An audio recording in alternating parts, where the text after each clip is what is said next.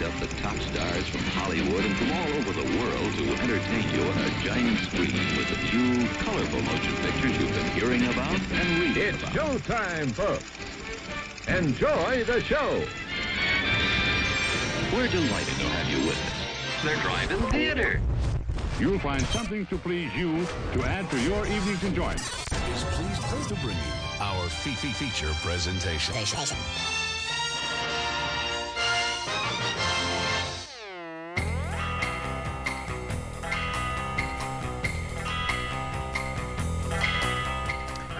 All right, what's up, guys? Welcome to the show. We are here. It is Monday night. Wait, no, it's not. It's Tuesday night. Psych, we got you. Trick or treat or whatever. I don't know. Yeah, it's Tuesday night. It's 7 o'clock. This is not our normal time, but you're tuned into the Drive-In Speaker Box anyway because you're awesome. I'm your host, Bo, the Boom Operator. I'm Slick Doggy the Grip. And we've actually been on Twitch for like the past half hour just chit-chatting with some more of our viewers about just life. You know, so if you wanna get in on some of that stuff, always jump into our Discord, or you can get over on Twitch and you can get in the conversation. If you're listening to this in a podcast format, wherever you download podcasts, you can join into the live stream, usually on Monday nights.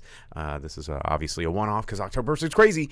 You can find us on Fitch, Facebook, and Tuyube. All of those things. BoobTube.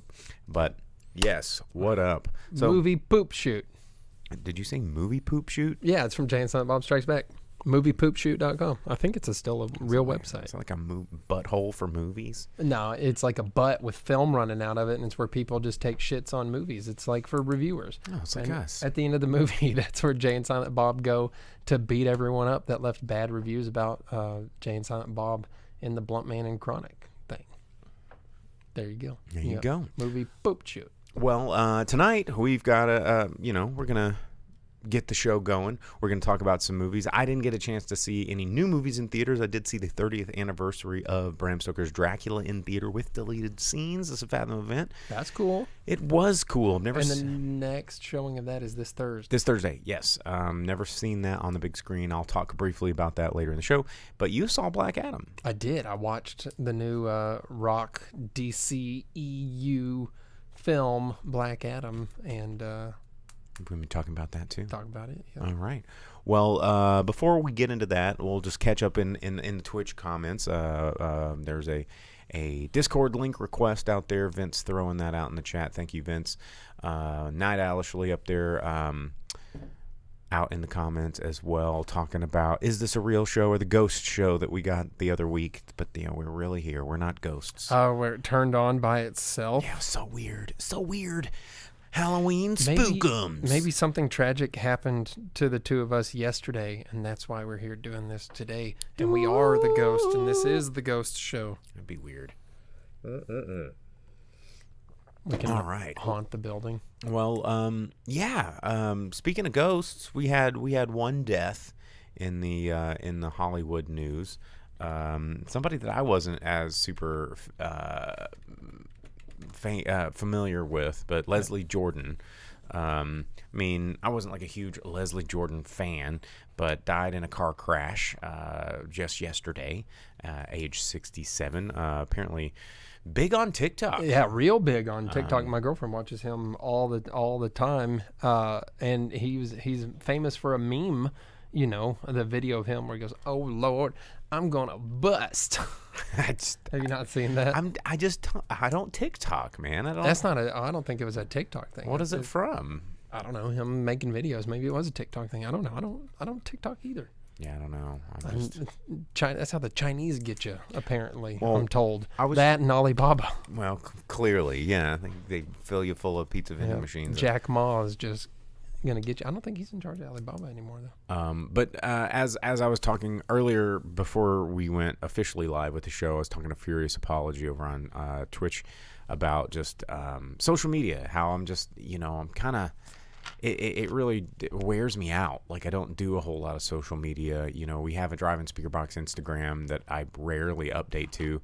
But when I have a personal Instagram, a Drive-In Speaker Box Instagram, a Pinpoint Instagram, A Nightmare on Block Street Instagram.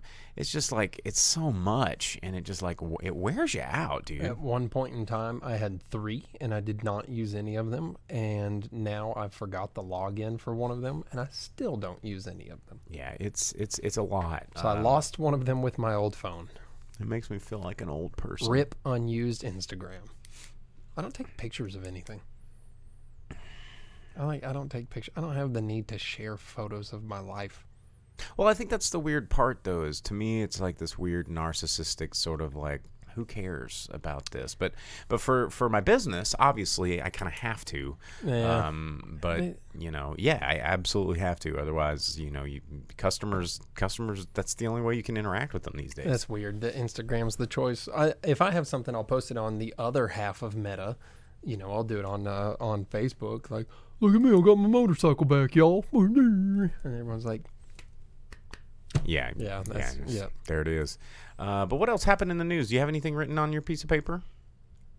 yeah, the only thing I had, because I had a whole big write-up ready for yesterday, and then yesterday didn't happen, and that got left behind at work.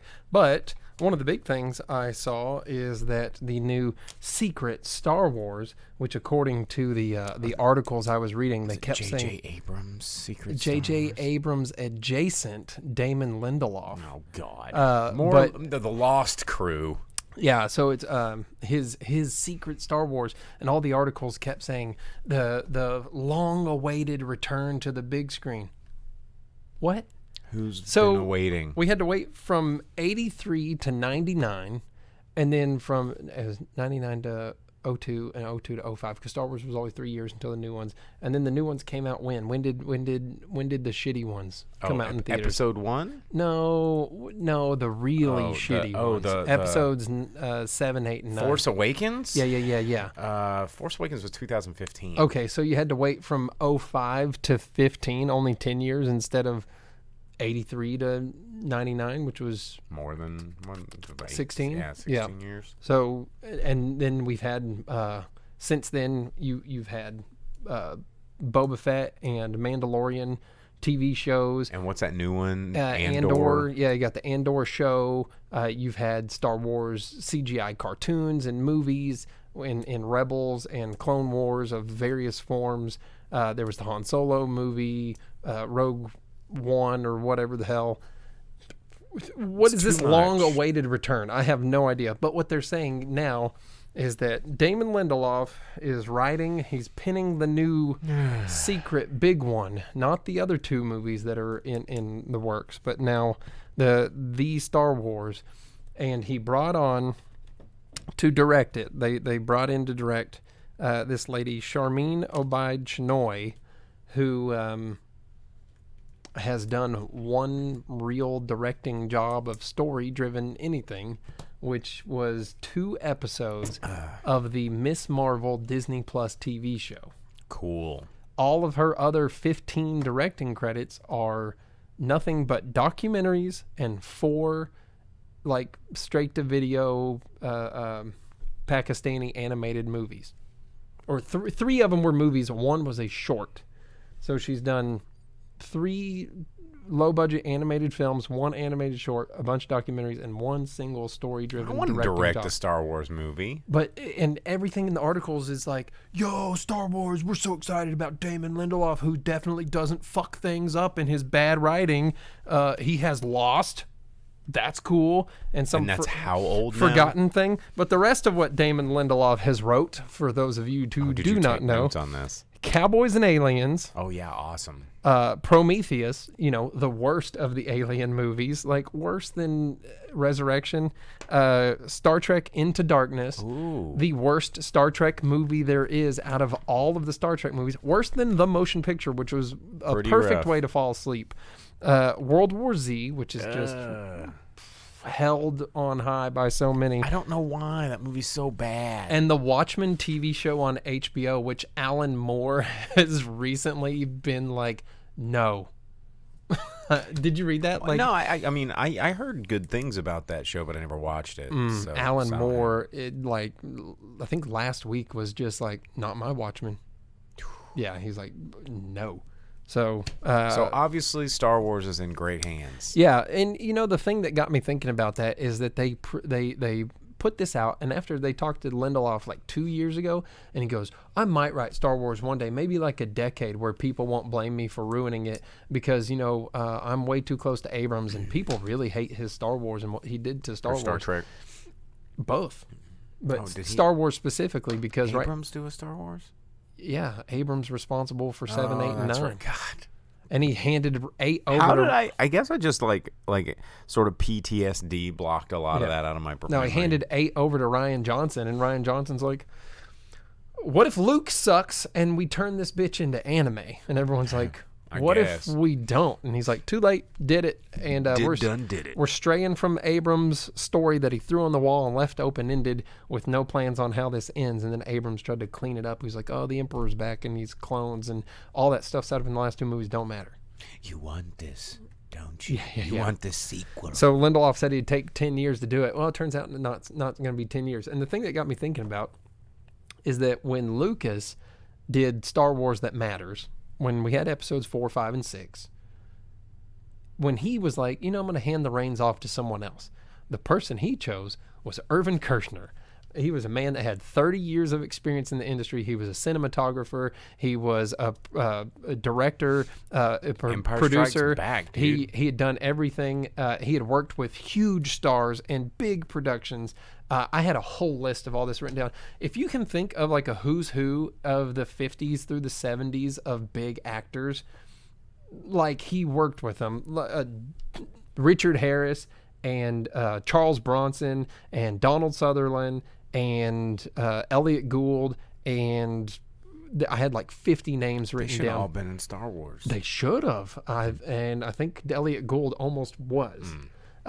Just like Tom Selleck was almost Han Solo, which would have been sick. Would have been something. It would have been sick. But he was The like, Millennium Falcon being all like dun dun dun dun ba ja ba ba ba ba ja ba ba ba ja ba ba ba ba ja bum bum bum bum bum bum bum, and then like he rolls out with like I need that. chubby shorts. I need that. Well, fun fact about Harrison Ford and Tom And, like Selleck. Chewie's falling behind in a helicopter. Yeah, Chewie's TK. Yeah. No, Harrison Ford and Tom Selleck, Chip and Dale, man. There you go. But so he handed off to Kershner, and Kershner made Empire Strikes Back, which is like one of the best movies to have ever been made, ever. And everyone remembers. What's the first thing you think about when you think Star Wars? Vader and Luke in Cloud City. That was Kershner. He handed off to someone who knew what he was doing in movies, and he made it happen. He wrote the story himself because he knew where he wanted it, and he based it. Star Wars was a fantasy, action, adventure, space opera, everything based on myths and fairy tales. It's a Kurosawa movie in space. And samurai films and Shakespeare, and it was all rolled into one.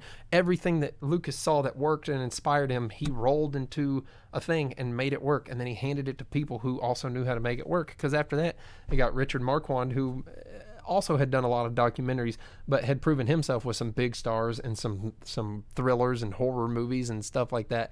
And he did Jedi, and Return of the Jedi is pretty okay too, not so bad, And then now you get Lindelof, who's like, I wrote Cowboys and Aliens. And they're like, and we're gonna Disney likes me. Yeah, and we're gonna get this lady who's done two full episodes Of a show that everyone of a TV pretty show much hated. that is panned, and Disney's like, I'm seeing dollars. So more shit Star Wars headed your way one day.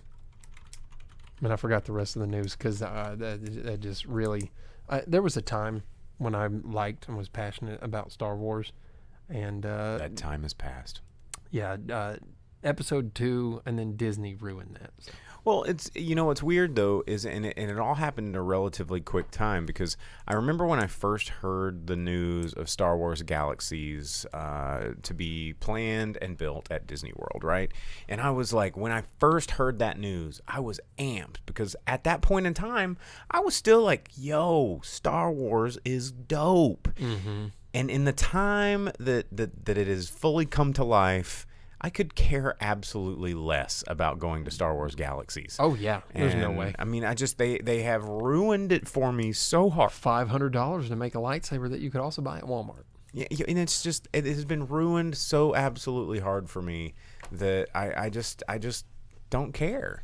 I mean, if you're going to that corner of the world in Florida and you're going to suffer through Florida weather and meeting Florida man and seeing meth addicts and getting food poisoning from Florida trooper eating the wrong boiled peanuts, which if you do go to Florida, get some boiled peanuts. Just careful where you get them from because they're so good. they are pretty good. But if you're going to go there, why waste your time going to Star Wars when you can go to Universal and hit up Hogwarts? Yeah, dude. Because let me tell you, Harry Potter World at Universal Studios or the Wizarding World is sick. I've heard nothing but good things about it, and everyone's like, man, Wizarding World is the titties. It is super fun. And I haven't been back since the whole Diagon Alley section has been snap. open. So Everything I gotta about go back. Galaxy's Edge is like, oh, it's $5,000 for a lightsaber that doesn't do anything. The rides are boring. And if you want to stay on the space cruiser, it's $12 billion for a night and a half. But there's a ride. But hey, dude, you a love bumper Star car Wars, ride. don't you? Remember? Yeah, you can go on a Remember? bumper car ride. You love lightsabers, and we know it. Yeah. And now we own lightsabers, and you got to get them from us. Yeah. Talking about cool and good movies, not Star Wars. Furious Apology says, embarrassed that I have not seen a Kurosawa film yet. I saw that comment. Yeah, What? yeah, you need to fix it. There's so many good Kurosawa films. Actually, I just picked up this little notebook. Of Kurosawa films? No, Ash and I both were at the store, and there was like 2,000 questions about me, and we're like, oh, that'll be a fun couples thing to do. Like, get the book and write. Answer the questions and read each other's questions or whatever. And one of the things about it was like favorite black and white film and Seven Samurai? no, Or Yojimbo? Stalag 17. But there was another question, Okay. kind of the same I thing. thought it was going to be Kurosawa. No, related. what it was like favorite director and film of theirs. And so when I thought about it really hard, I was like, well, who's my favorite director? And I put Kurosawa and Kagemusha. Kagemusha is pretty awesome. Yeah. I mean, honestly, I would say one of the easiest. If you're wanting to start with Kurosawa, one of the Yojimbo. easiest, Yojimbo. Like that is an easy, just pop in, watch it. It's been remade so many times. Most notably, Fistful of Fistful of Dollars. Yeah. Yeah. There's And- Fistful of Dollars, A Few Dollars More, and Good, Bad, Ugly, The Man with No Name trilogy, which is all based on. Yojimbo, Sanjuro, and the other one, Jiro. Well, those are the only two big ones. There's other times where the Yojimbo character appeared, like Incident at Blood Pass, which is not a Kurosawa movie, and Yojimbo meets Zatoichi, which is It's also the not titties. It's awesome, but It's yeah, it's so not a good. Kurosawa movie. Yeah, but I mean, Zatoichi movies are awesome. That's Just true. period. yeah. Zatoichi the Blind Swordsman, dude, that'd be a great Halloween costume. Oh, it would be. You would do the Shut up! I know what you're gonna you say. would do the blonde version. The Takeshi Kitano. Yeah. where he opens his eyes at the end. He has superpowers, and he was just pretending the He whole doesn't. He just opens his eyes. That's all he does. time. He doesn't had have super- superpowers the whole didn't time have because he superpowers. opens his eyes, and then it goes into like We light didn't- speed. No, He turns him like a monster. no, thing. he just killed all those people. Kurosawa movies though, Yojimbo's really good. Seven Samurai is probably the most cliche one to toss out there. Throne of Blood is really good. Ron. Yeah, someone good. said Rashomon. Yeah. Oh, Rashomon. Furious Apology has seen Rashomon. You've seen a Kurosawa movie. There you go. They're very good. And what's the Star Wars one? The one that Hidden Fortress. R2D2 and C3PO came from. Hidden Fortress. So there you go. If you want to watch proto Star Wars, watch Hidden Fortress. Fun fact about the word Jedi, it comes from the word Jedi, as in Jedi Geki, which means period dramas, which are what samurai films are. There you go. Movie stuff. What else in the news? We don't have a whole lot of time. You want to just jump into reviews real quick? Or? There's a bunch of trailers. There's a lot of trailers. I wrote a bunch of them down. Well, Vince was saying he wants a no Potter, Marvel, or Star Wars show one day. And if you want to show that we're only talking about movies in the past, we can do that. Because all movies now, forever and for the foreseeable future, are going to be in some sort of fucking universe that makes our souls hurt. Disney has too strong of a hold in the. It'll be an all DC show in the cinema world, where they have too many properties that span too much, and they're always riding the hype train that takes over movie everything. With the purchase of Fox, with the purchase of Lucasfilm, with the integration of where movies are now going on streaming. Technically, doesn't Disney also own, or Buena Vista Home Entertainment own Miramax and Fox? Yeah, Miramax, Probably. Fox. They bought the Muppets, Disney, Hulu, where it's just, like movies like Hellraiser went. I mean, you can't get away from Disney. So the Marvel thing is just ingrained in it. Like the Ant-Man trailer it came out and is a big deal. Apparently, they just skipped over World War Hulk in the Marvel, in She-Hulk or whatever. And Hulk's like, hey, I was going on that planet that's just savage as all hell. Here's my kid Scar. He definitely doesn't hold a grudge against anyone. He's not going to murder anybody. And I didn't come back to conquer Earth. So yeah. Psych, I came back to offer everybody tacos because everybody loves Hulk. yeah, the most exciting thing in comics in Literally, 20 years. They're literally just like, one of the "Forget best it." comic book storylines. It Planet got Hulk and World War Hulk, and it was got me so reading good. comics again. Like I was like, comics are stupid. I'm a grown up, and then Planet Hulk happened, and I was like, oh, this is so sick. Because that was where I got introduced to Beta Ray Bill, and What? he was in Planet Hulk. For like a minute where he gets thumped on. Yeah, and I was like, "Who's this character?" And You didn't know about Beta Ray? I didn't back know in about the Beta Ray. 90s? Oh man, Beta Ray. Beta Ray Bill's pretty cool. But anyway, yeah, I can't, just screw it, man. Like I don't care. I'm over these comic book movies. I'm over these Marvel movies. We don't like them, but we talk about We have movies, and you to. have to. And then the thing about Harry Potter is, there's that big game coming out, the Hogwarts game that actually looks really cool. You have things in the news like Ralph Fiennes was like, "Hey, leave J.K. Rowling alone." Chris Crockered it. Yeah, he really did. Which the trailer for The Menu came out. That was the thing that I saw. That Yeah, actually the looks menu's actually pretty coming out good. pretty soon. I've seen the trailer a bunch. I do. I feel like Anya Taylor-Joy's in way too many movies, though. Hey, gotta make a paycheck. Yeah, but she's in like every movie. But it looks pretty good. Yeah, I'm gonna looks see good. it. John Leguizamo, dude. Oh yeah, He's back. He's like in a bunch of stuff right now. He's Yeah. in the Santa Violent Night. the one with David Harbour is. as Santa Claus. Yeah, that like, one looks good. beating up some people. Yeah, The Menu is like a thriller comedy. It looks. It looks good. I want to see. I it. want to see it. But what was the other thing? No Marvel, no Potter. Harry Potter's just too. There's And too no many Star Wars. famous people involved in it, actor-wise, director-wise, things like that, to avoid Harry Potter for too long. And Star Wars, Disney's flooding the world with it too often too. Because every time you turn around, they're like, "But don't forget about Star Wars, dude." We spent way too much money on this. We need to make sure it makes its money back. Yeah, I don't know. Seriously though, guys, I'm not a comic book, and I love that Watchmen show. Well, and that's fine. I'm just saying the man that invented and came up with Watchmen and had the whole vision behind what it was and what it meant hates everything about what they're doing with it. And I wonder though if I think that's where the whole sort of fork in the road comes with the camps of these Disney movies, these Marvel movies. People that are somewhat familiar with how good these original storylines are versus people who have no clue and go to the theater and go, dude, I saw Chris Hemsworth butt cheeks get blown off by the dude in 300 and it was awesome. And like they're like, yes, that is a comic book movie for me. And then, they then there's these two camps of going, but Beta Ray Bill's cool, and they ignored the Hulk. And in 1994, when this old freaking nerd butt got introduced, and I think the fact that you're not like a comic guy is probably why you're able to enjoy things like that, and that's fine. They make these things for new audiences. They don't care about people that care about the source material. And a lot of time they don't care about the source material. Like Amazon, they're like, Lord of the Rings, source material? What if we said fi on that and just went a totally opposite direction here because screw you guys.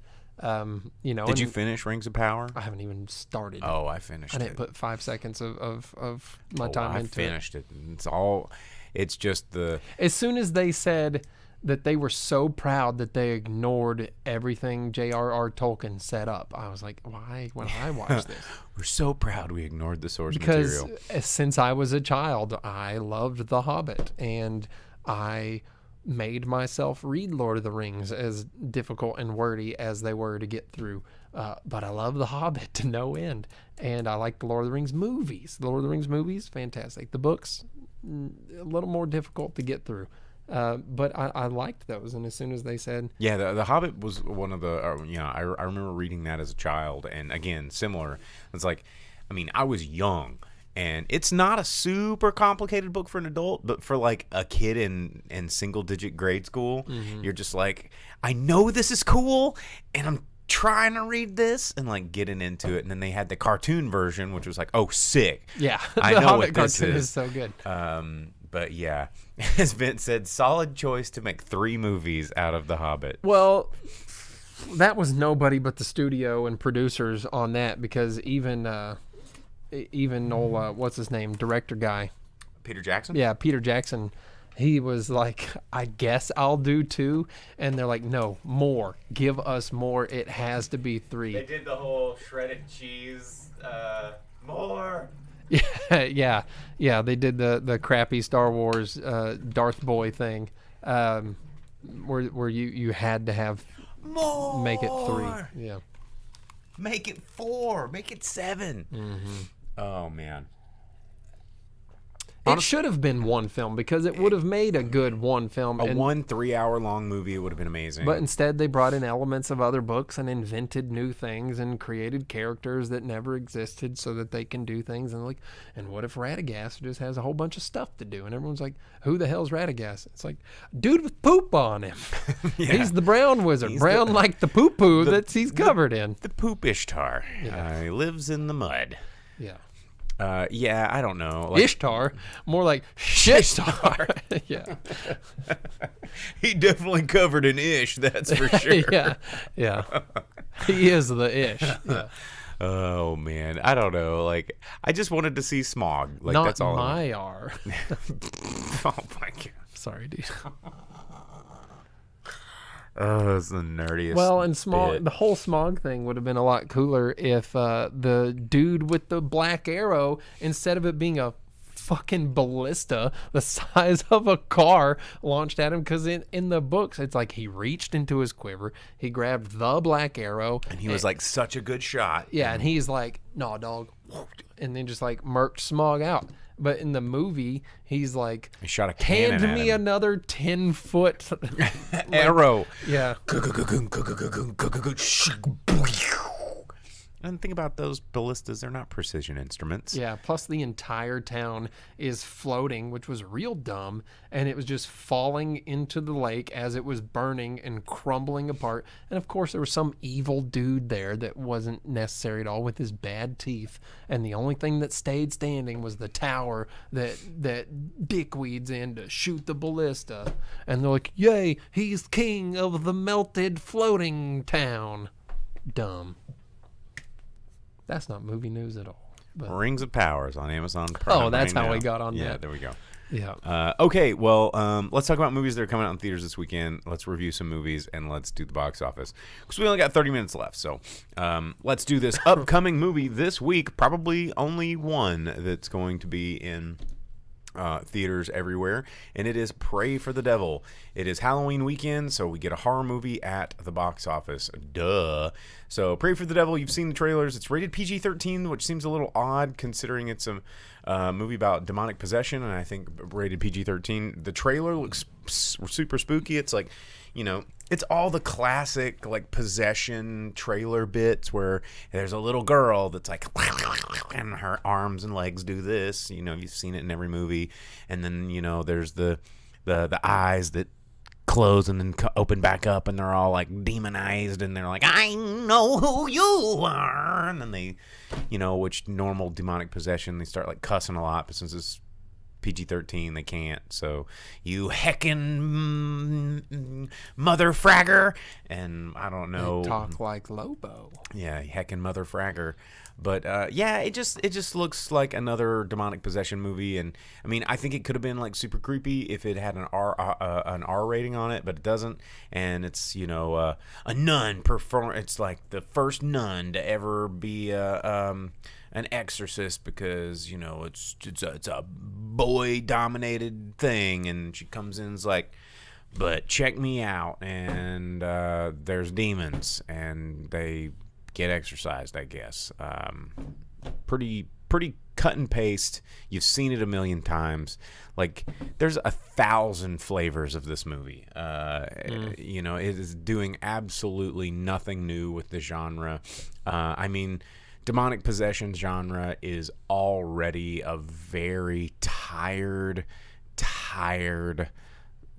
style. Like, you've got The Exorcist, which really set the bar, and then throughout the years there has been some that have come and gone, and some did it a little bit better than others. I thought that things like Ninth Gate were really a kind of cool twist on biblical horror, and even something like Constantine, which we're getting a sequel to, biblical horror, was about the return of the Antichrist, but just kids getting possessed and big exorcisms. You got to do something really different for it to get interesting to me. And then the Conjuring verse, which the Conjureverse, they really call it that. That's all about exorcism, even though it's based on real people who are famous scam artists. So none of that stuff was real. And they're getting another one of those. Velvet Santa points out End of Days. At least End of Days, while it didn't do good at the box office at all, it did something different. And it was had Arnold Schwarzenegger shooting Satan with a shotgun. Yeah, but that movie was creepy as hell at the same time. Like, when I was a kid, I was like, I'm not okay with this. I don't like what I'm watching here. It ages well. Yeah. So I think it's probably gotten, like, you look back at it, like, actually it was better than what people gave it credit for, kind of a thing. And at least it's a little different. But yeah, dude, Exorcist, it had what's his face? Dude, the king from Conan, Brewmeister Smith. He was the man that they cloned Dredd from in the movie. Max von Sydow. Yeah. Where's he? What's Isn't he in The Exorcist? He's like the. Oh, I thought we were talking about new movies. No, man. No, rip. R.I.P. Max von Sydow. Yeah, he rules. His last movie was a shitty Star Wars, and that sucks for him. There comes a time where the jewels lack their luster. Yeah. And the only thing a king wants is the love of his son. Or whatever he says. Something to that I don't know. He gives Conan the riches and hires them to be badasses. Max von Sydow rules. Lacks their luster. Yeah. So cool. Yeah. So anyway, Pray for the Devil coming out in theaters. It's a spooky movie. It'll make plenty of money. It's Halloween weekend. We got Halloween Ends out there. We got Pray for the Devil. People are gonna go out and go get spookums on. Vince asks, The Omen or The Exorcist? Omen better than The Exorcist. Which Omen? The newest one? Okay, that's a hot take, because they're very different films. He says OG for both. Very, very different films. I think for just scary horror, The Exorcist is going to win hands down. For storytelling, The Omen is way better. Oh, see, I would think The Omen is more creepy because it does the story. That's what I'm saying. That's what I like about it. I think The Omen has a way stronger story because Exorcist has special effects, which makes it. Yeah, I think The Exorcist is a better scary movie, but The Omen is a better movie. If that makes sense. So I agree. Yeah, but Omen's more scary to me because it's like gets in there. Exorcist is right here. Yeah, it's all. But I think like if you're if people are going in front of a bonfire and want to watch a scary movie, and the choices are Exorcist or Omen, The Exorcist is going to be the better pick. But if you're at home eating popcorn and want to get spooked out and get like into it, Omen is the one to watch. Well, and all y'all like to give me a hard time about not liking horror movie stuff, but if you look at the ones that I say I do like, they're the ones with the special effects and action and whatever. I don't like the ones like Omen where it gets in here where you're like, I don't know. Because that little kid is creepy as hell. He probably was the Antichrist. Anyway, Pray for the Devil in theaters right now.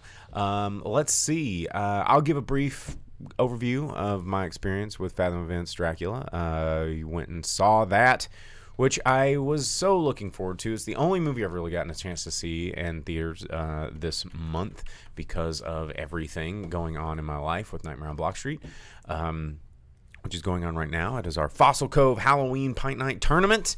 It's happening in 15 minutes, so when I'm done here, I'm going to get down there and get that underway. But Dracula, 1992, Francis Ford Coppola, Gary Oldman, Winona Ryder, Anthony Hopkins, Keanu Reeves, and other people in this movie that are great. It's Vince says Bo's Bites, sponsored by Dracula. I had a hamburger with French fries and mozzarella sticks and a large Coke Zero. So it's quite a meal because I was starving. I only eat like one meal. It was like the only time I had to sit down. And when meal. the movie let out, it was quite a diarrhea. It was. I didn't finish all the cheese sticks. Couldn't make it. But so a lot of people give Bram Stoker's Dracula a bad rap because they're just like, Keanu Reeves and Winona Ryder's performances were so lame and so blah blah. And it's like, at the time they were up and comers. Winona Ryder was fresh on a high. That's how she actually got this movie in front of Francis Ford Coppola. She had been working on a lot of big projects. Her name was out there, and Keanu Reeves was still this kind of new kid on the block. And this was a big. People forget that this was a big budget Hollywood movie. They even made a pinball machine over it. This was supposed to be a blockbuster, but it got handed in the hands of Francis Ford Coppola, which is kind of interesting because he's not a blockbuster director. So it's kind of one of the few blockbuster art films that exist. And if you watch it like an art film, you will be incredibly impressed by this movie's ability to borrow Hollywood blockbuster tactics and make it marketable to an audience, like, a worldwide, forever audience, but still very much making an art film. Because one of the things a lot of people don't realize about this movie is almost all the effects that you see on screen are in-camera effects, not many post things. I mean... And Gary Oldman is like a method actor, and he's in it. All the magic stuff he does, that's actually him. Real he magic. Levitates. He transforms. Magic. Well, that's his real hair. It's his real hair. But talk about performances though. Gary Oldman and Anthony Hopkins. I think, and that's one of the reasons people really kind of point out the Winona Ryder and Keanu Reeves performances, because you're looking at dudes that are at the pinnacle of acting chops, right? Versus these two relatively young new stars that are starting their careers off, and it's just night and day, the acting ability between these two. But seeing it on the big screen was really cool because there's so many details that you don't catch when you're watching it on TV. And going back to all those in-camera effects that you don't really appreciate and you don't really notice, scenes where there's overlays and there's like eyes in the cloud while he's like going through this choo-choo train in the background and blah blah blah.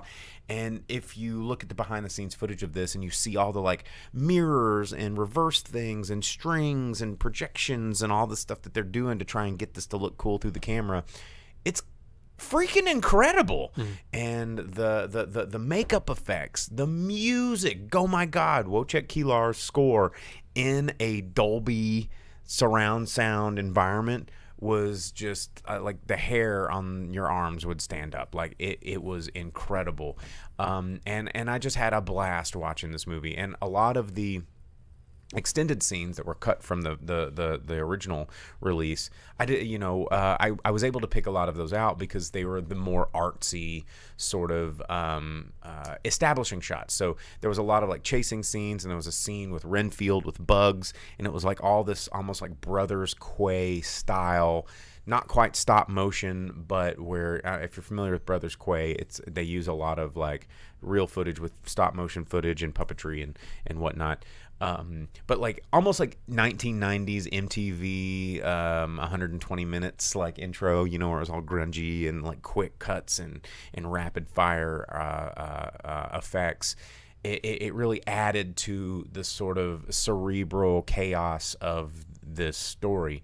And it's man, I'm so glad I got to see this in theaters. It was such a treat, such a treat to catch this on the big screen. And I do own the pinball machine, which I took my friend John, who helps me repair and restore pinball machines over at Pinpoint. He'd never seen this movie ever, and this was his first time seeing it. And like leaving the theater, he was like, "Damn, that was pretty good." There you go. Like, whoa.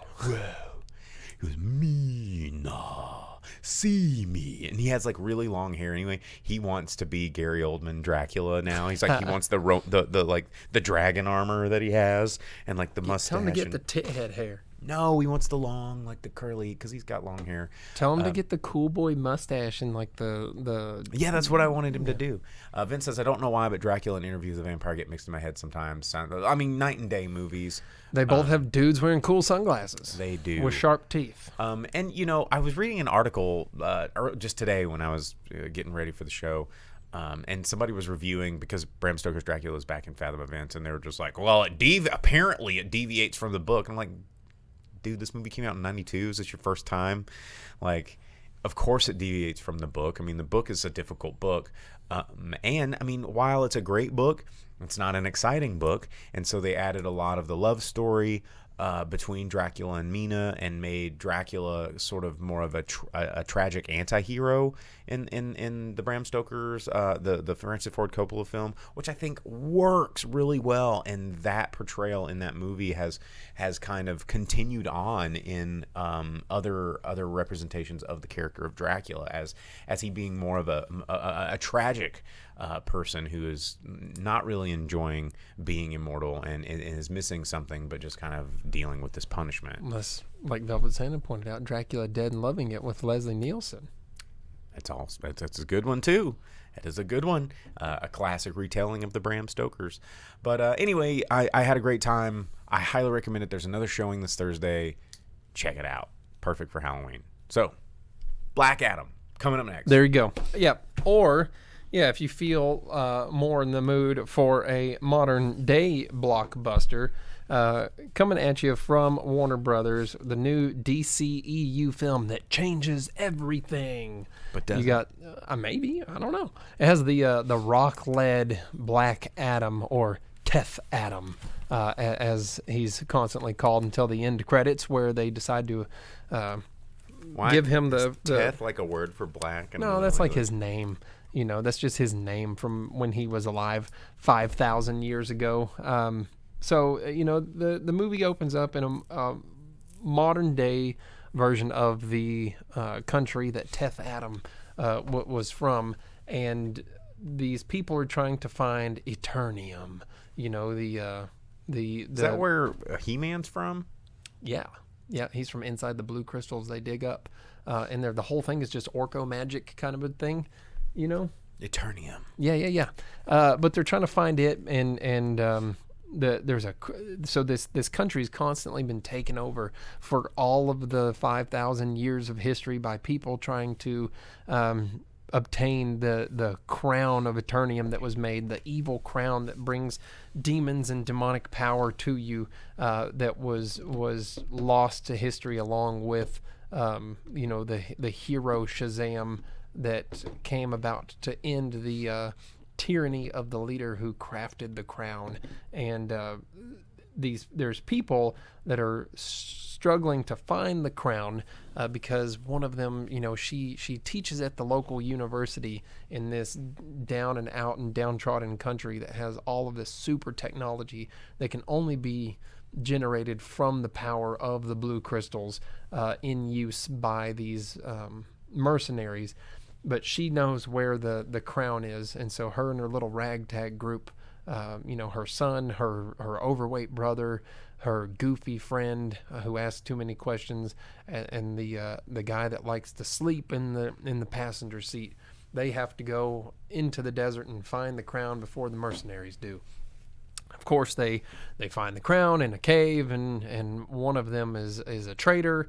And once his betrayal is known to the group, she speaks the words that bring to life Black Adam, the word of Shazam, and he comes from his tomb where he is next to the crown, where they're both buried, and then just starts murdering people, and it gets good. Well, I'm really confused because every single review I've read of this is saying that it's an unwatchable, steaming pile of garbage. Now, that's been a big point of contention ever since the movie was first released, is that every type of critic or reviewer has said that they absolutely hate it. Yeah. But every person that's been in the audience that's just a normal moviegoer has said that they absolutely love it. And, there's definitely a lot of dumb things in it. The movie's not perfect, but it is fun. And maybe is it just because you're in love with Dwayne Johnson? No, but anytime The Rock is on screen, it's fun. I get feelings. No, I can't explain. Because the whole thing is there's a dumb kid, and of course you have to follow the dumb kid, and he just wants to talk and talk and talk. Last Action Hero. Yeah, and ruin everything. He gets captured. He tells the bad guy exactly where everything is and what the plan is, and tries to give it all up because he's a dumb idiot. And, Black Adam, meanwhile, is just every time he's on screen, he's like, that a bad guy? You're dead, murdered, thrown, killed. I hate bad guys. And the entire country immediately is like, this is our dude. This is our hero. There's a statue of him. He is saving us. This man is amazing. And meanwhile, the Justice Society is assembled, which is Hawkman, who is a stupid hawk person. No, he's worse than that, because you mentioned your dislike of Hawkman last time.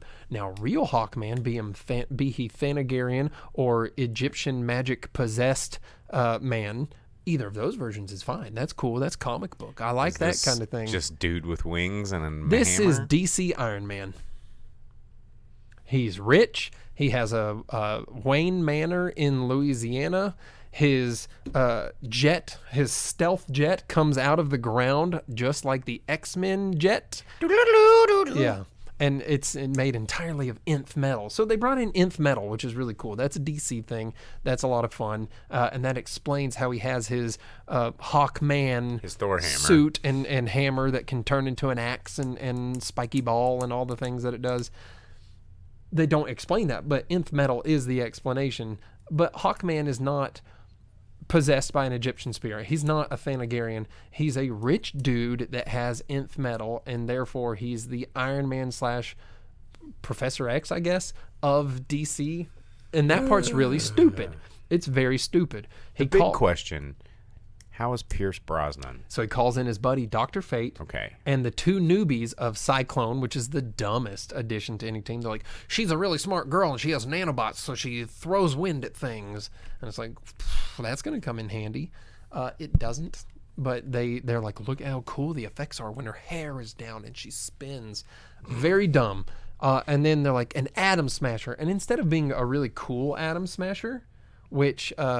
There is an actor that makes an appearance as the original Atom Smasher, talking to his nephew, who's the new Atom Smasher, which is fun. So I won't ruin that. But the new Atom Smasher is just a teenager that's like, you got anything to eat? I grow big and I break things. And the Cyclone Girl's like, haha, you're cute and stuff. He's like, you're cute and stuff. And that's the whole movie between the two of them. But the job of these 4 members that comprise the Justice Society, which you don't get Wildcat, you don't get the Justice Girl, whatever her Liberty, whatever. You don't get like Red Tornado or the real Cyclone. You don't get Mr. Terrific, which would have been amazing. Yeah, that would have been cool. Why did you not bring in Mr. Terrific or someone cool like that? Instead, who you get is just who's on the poster. You get Iron Man, Hawkman, Dr. Fate, which you asked how he is. Pierce Brosnan, outside of Dwayne Johnson, is the best part of the movie. Okay, good. Those are the two best parts. It's the only reason I wanted to see this movie.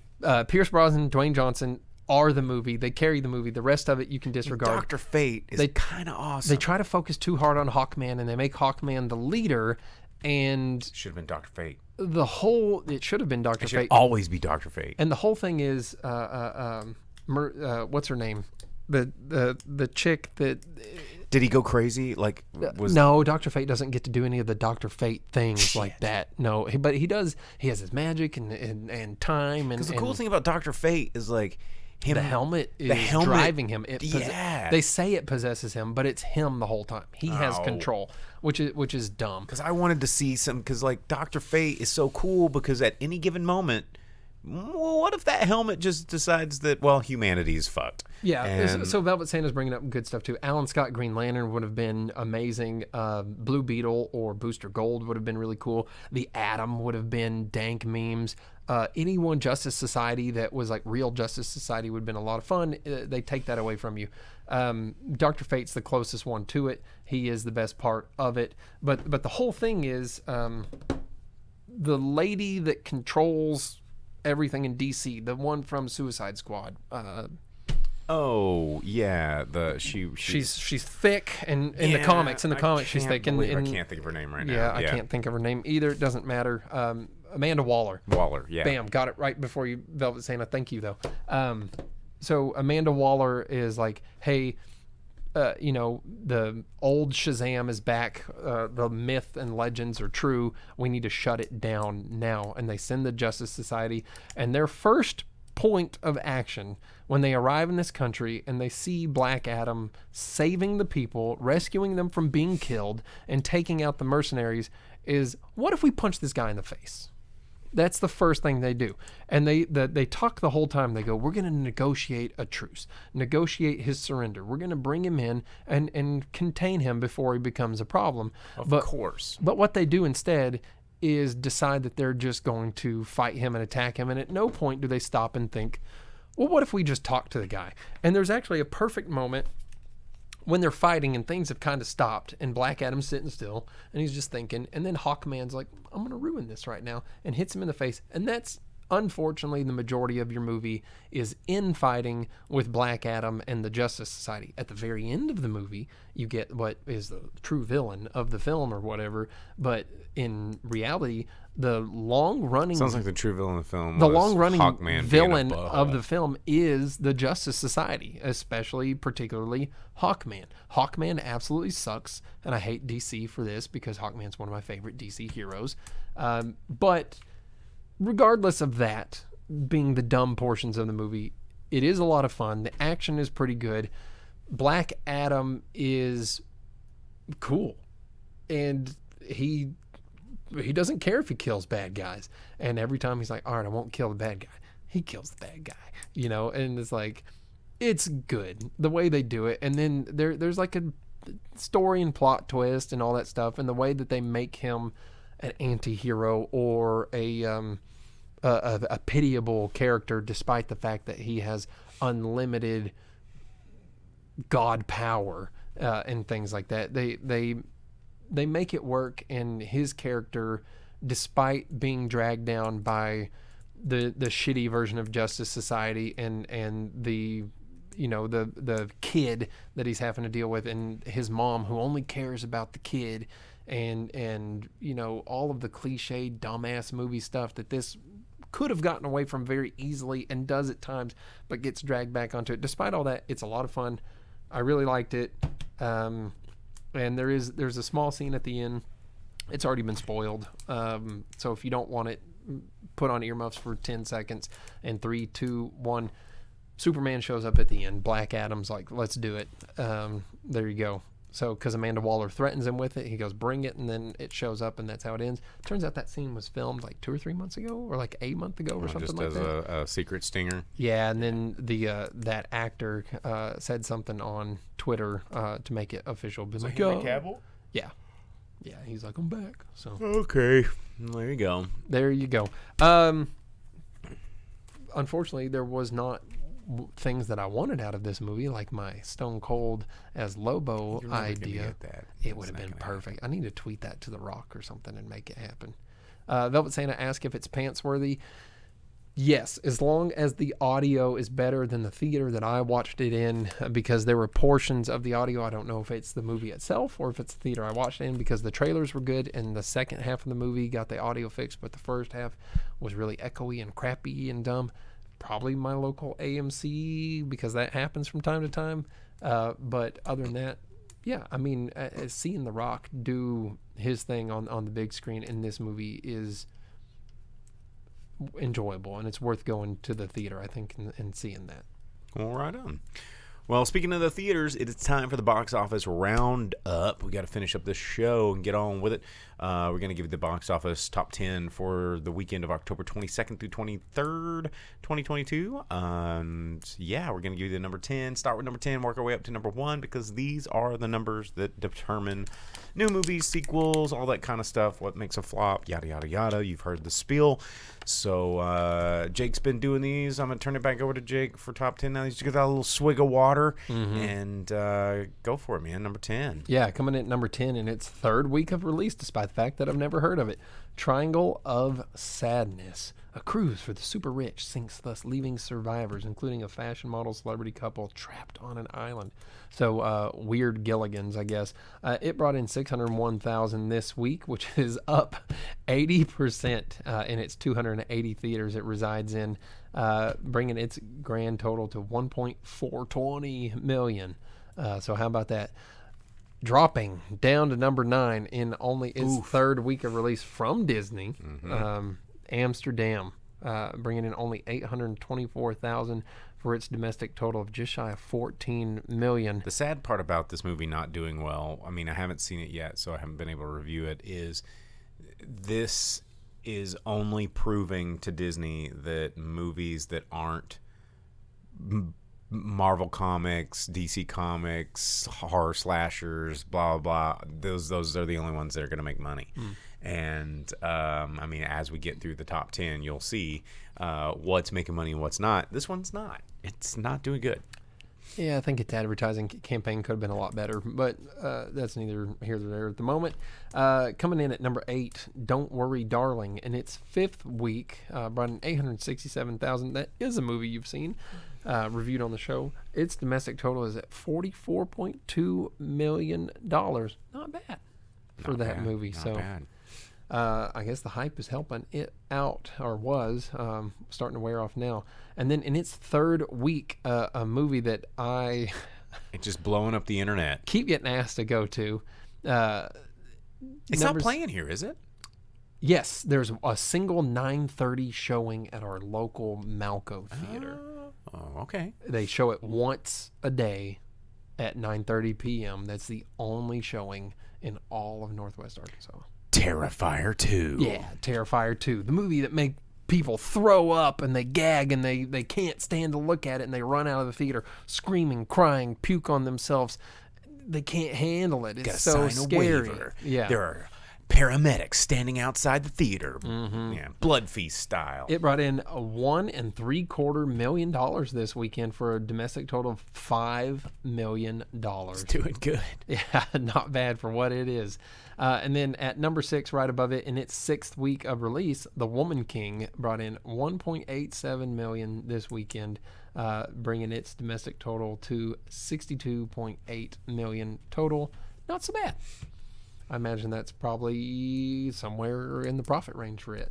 Number 5, Lyle Lyle Crocodile. In its third week, kids movie, not doing too bad for something I've never heard of or saw anything about except for once. $4.25 million, bringing its domestic total up to 28.76. And then in the number 4 spot, dropping from number 1, Down to 4. in its second week of release, $8 million brought in by Halloween Ends. Huge, an 80% drop. That's really big. But this is a movie that has its advertising is really pushing you to watch it on streaming. Yes. Yeah, they are. Universal really wants you to watch it on Peacock instead of going to the movie theater for this one. Of course they do, because then they don't have to give any money away. Yeah. So with the push to watch it on Peacock, I'd be interested to see what its viewership is there and where it spikes coming up this week, since we have Halloween 1 week from yesterday. So bringing in 8 million brings its domestic total at the theater up to 54.17. And then number 3, out for 4 weeks now, Smile, just shy of $8.5 million at the theater this past week, bringing its domestic total to $84.43 million.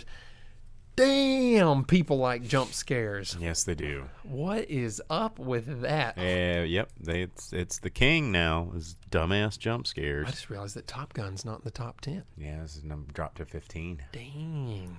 But yeah, Smile out there with all of the dollars, making that happen. And then coming in its first week, the new George Clooney and Julia Roberts movie, Ticket to Ride. Paradise.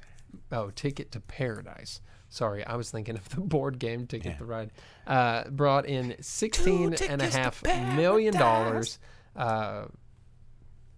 Quite a bit of money for a movie that I've seen literally no trailers or anything for. I've seen them, and it looks terribly really just droll. Put Clooney's name on it, and I'm sure people go like, "When's the last time I saw Clooney in something?" I don't know, but I like it. It looks so dull. It looks so dull. It has to be very white people stuff.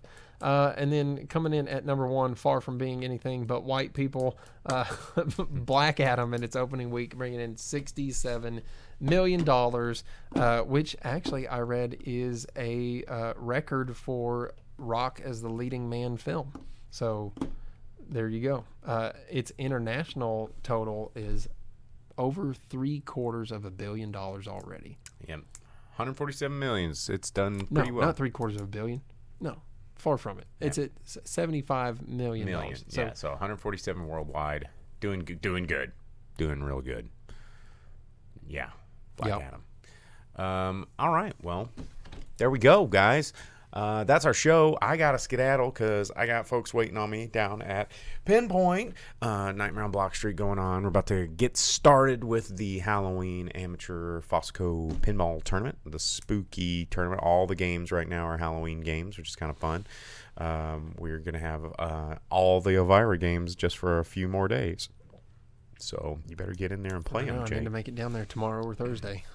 But, yeah, Furious Policy, thanks for the special edition. You're welcome, man. Thanks for tuning in. I know this isn't our normal time, but I'm glad some of you guys caught us while we were up here. And we weren't just appreciate that being with us on our not normal day. Doing the show just normal.